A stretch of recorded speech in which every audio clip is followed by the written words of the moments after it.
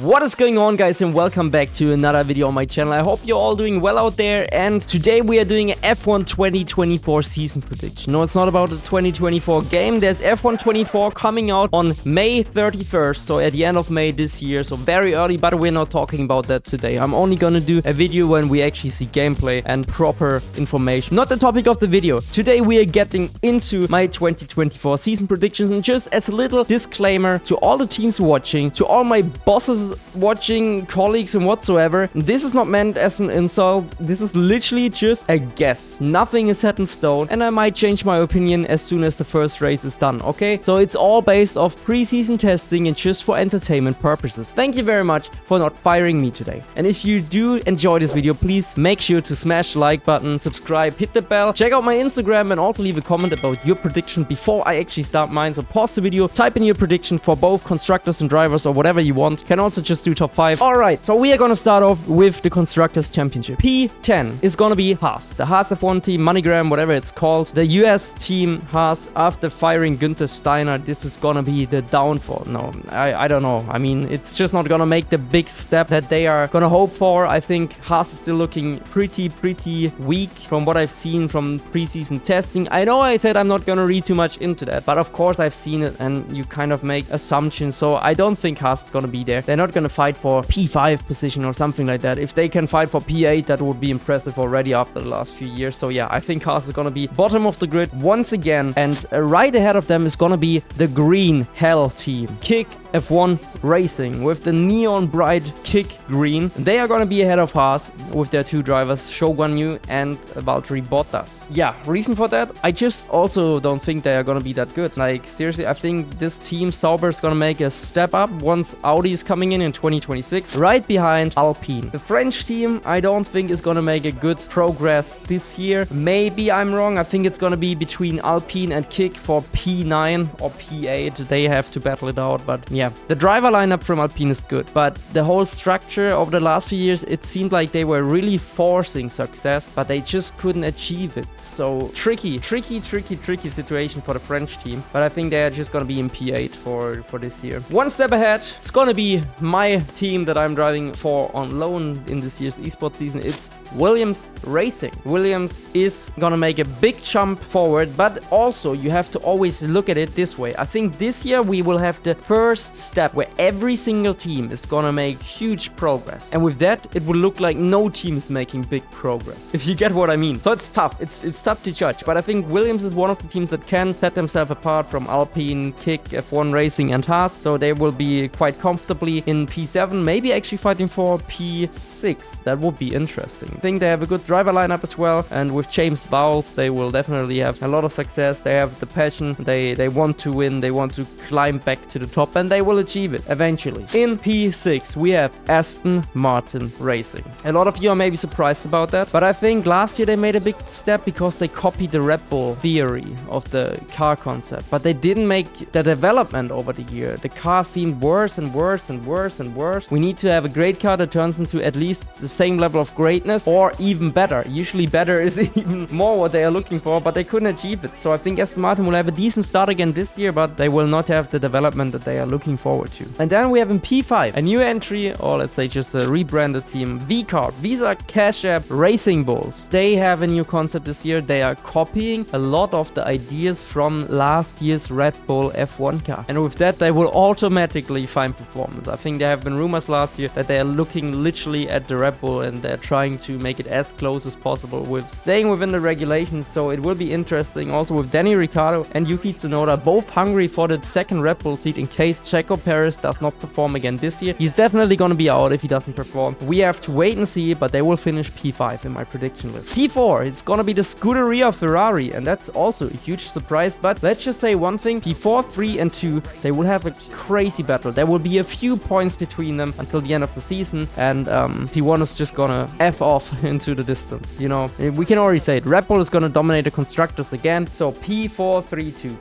These are the ones to watch out if you want an entertaining battle for the leading positions. Ferrari, because I think this year is gonna be a bit of a difficult one for the team. Carlos Sainz departing, a lot of structure change with Lewis Hamilton coming in 2025, new people coming in, but this year is gonna be a bit of a mixed one for the Italian race team. So yeah, that's why I put them in that position, P4, and they are gonna be right behind Lewis Hamilton, his old team, Mercedes, because Mercedes, they also changed their concept and they need to make it work, so the start of the season might be a bit tricky again for the team, but once they figure out their new concept of the car, I think they will be super successful. I don't know what to expect. Really, I do not know how to judge these three teams that I'm mentioning right now. Ferrari, Mercedes, and ahead is McLaren. McLaren had a tough start last year. They were terrible. And then they made a big concept change, and out of nowhere, they were there. So they couldn't fight with Ferrari and Mercedes anymore because they already had way too good results at the start of the season compared to McLaren. But this year, McLaren is gonna be there from the beginning. And with their young driver lineup, both hungry to succeed and both hungry to show the world what they can do, I really believe that they can finish in P2. So yeah, I will put McLaren in P2 and of course Red Bull in P1. Like, I don't have to talk about it. Their concept, Newey, Verstappen, and the whole team of Milton Keynes, they are so dominant. At the moment, I can't see anyone beating them. It's so difficult. They already looked so confident from the footage in testing. They are smiling about lap times. It's scary. And they just changed their car concept to the one that Mercedes was going for. And they are, rumors, according to rumors at least, they are also trying to go for the zero sidepod strategy in the future. If they can make this work, this is gonna be obliterating for anyone out there in Formula 1. Because if Mercedes could make it work, and they are already crazy competent, they have a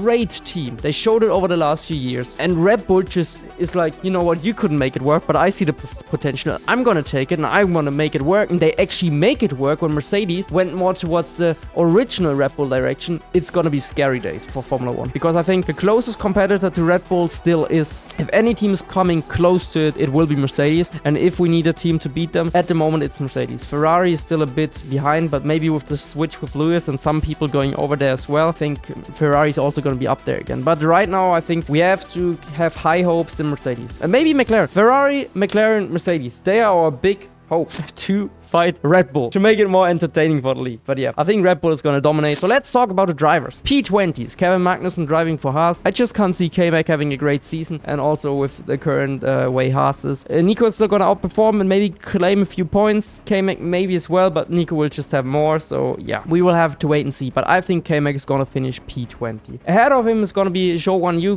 Zhou. I don't know which way it is. I always forget, and I don't want to disrespect by pronouncing it wrong. So please educate me again. Thank you very much. He's going to be right behind his teammate who's going to finish in P18, Valtteri Bottas. Experience. Valtteri is a great driver. He was probably one of the best teammates of Lewis Hamilton. Like, he was very competitive and competent. So no question that he can outperform Zhou Guan Yu still and maybe teach him a few things. P18 for the Finnish driver. And ahead of him we have the second Haas driver, or the first Haas driver, Nico Hülkenberg, who's going to outperform Kevin, like I've already mentioned. So P17, 18, 19, 20 is all reserved for Kick and Haas. P16, we have already one Alpine, and that's Esteban Ocon. I feel like Esteban Ocon usually has a bit more bad luck than his teammates. Well, Alonso had very bad luck, but I think Gasly has better luck than Ocon, so he might face a few more technical issues. And also I think Gasly at the moment is a more complete driver than Esteban. So Esteban is gonna finish in P16 behind Logan Sargent, the Williams driver, who's still not gonna make the big jump that everyone expects him to do in his second season compared to Alexander Albon, but he's gonna show improvements, just not the massive improvements that many might expect from him. P14 is then the second Alpine, Pierre Gasly. With a difficult season, but a good one considering the car that they are given. He will finish just in P14 behind, I think they are good friends, Lance Stroll. Stroll will be there, will extract usually what's possible with the car, but you know, I sometimes feel like Alonso is Alonso and Stroll, they're not that far apart in terms of performance, but Alonso extracts it all the time. Lance is consistent, but Alonso also has these crazy performances where he's just outshining Lance and still shows he's that old, experienced veteran in racing in Formula 1, two-time world champion, one of the probably best drivers we've ever seen. I think Lance has to settle for P13 behind Alexander Albon, the second Williams driver, who's having a good year. Williams is also gonna make a big jump. The car's gonna suit him way more than last year, and he will just have a decent season with good results.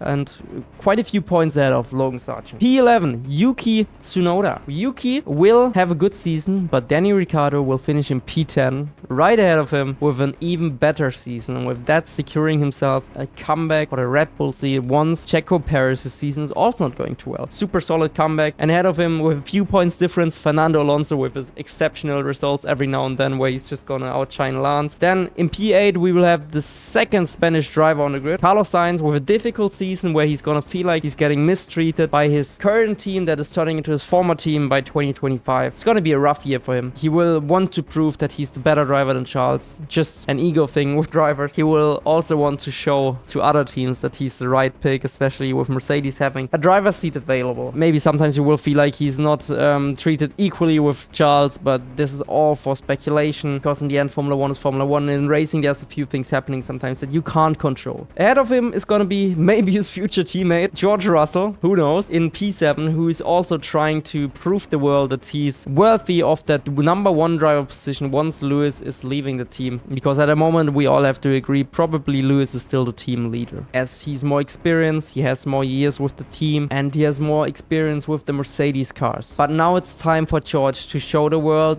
in the last year where he can beat Lewis as a teammate. I'm ready, guys. I'm here, and I'm here to stay, and he will do with some performances, but also because he wants to prove it so bad. I think sometimes he will do mistakes like last year in Singapore, and it might also hurt the team performance a little bit. It's an interesting team dynamic in Ferrari and Mercedes this year, with the swap from Lewis going to Ferrari, from Mercedes to Ferrari in 2025. P6 is going to be Oscar Piastri, not rookie anymore. He's going to have a much better season than last year. He will have good, consistent results, and he's going to be up to the task to match Lando Norris soon enough. So yeah, I think he's going to finish in P6. In P5 we will have Charles Leclerc, the Monegasque driver, also with a difficult season, but a much better one than his teammate Carlos Sainz. He's gonna represent the Scuderia Ferrari well. Maybe he can also have a good result in Monza. That would be amazing for the Tifosi. Then in P4 we have Sergio Perez with another disappointing year in the Red Bull. Even though the car is there, he's not able to extract it. Max is just outshining him once more, and with that his seat is gone for 2025. Don't know where he would be going, but yeah.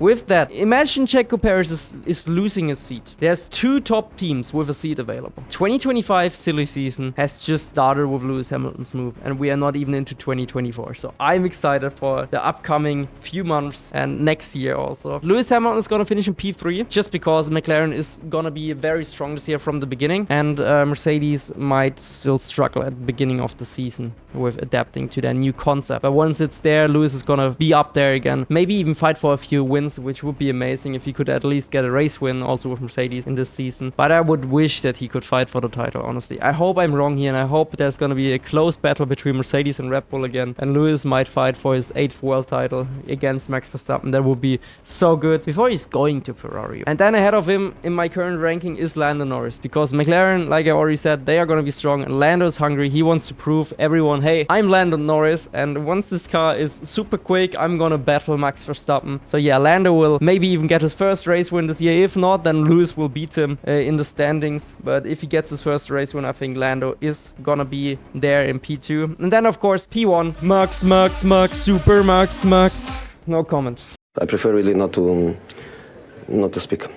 If I speak, I am in big trouble. The guy is just too dominant. He's too quick at the moment. He's too consistent. The car is there. It does what he wants it to do. And yeah, Max Verstappen seems unbeatable at the moment. So this is it. This is my 2024 ranking, and maybe after the first round it's already looking completely different. But so yeah, this is recorded on 28th of February. So today we have Wednesday. This is actually before the first practice. There we go. Perfect. I think tomorrow is the first practice. This is gonna come live afterwards, but Wednesday.